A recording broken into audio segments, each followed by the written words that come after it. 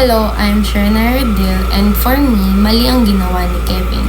Based sa theory na ito, tama ang isang gawain kung makakabuti ito sa mas maraming tao. Oo, nakinabang si Kevin kasi mataas ang kanyang grade na nakuha. Pero dahil sa kanyang ginawa, mas naging mahirap ang exams para sa buong klase. So, maraming naapektuhan. Kaya, sa utilitarian view, mali ang ginawa niya kasi mas maraming naperwisyo kesa sa natulungan. Ang deontology ay tungkol sa paggawa ng tama, based sa moral rules o tungkulin natin. Isa sa mga rules ay huwag mandaya. Kahit pa nakakuha ng matataas na grade, mali pa rin kasi nanilabag niya ang rules na pagiging tapat.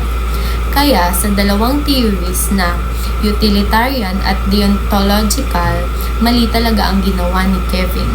So, nakasama pa sa iba at nilabag ang pagiging honest na dapat palaging ginagawa ng mga estudyante.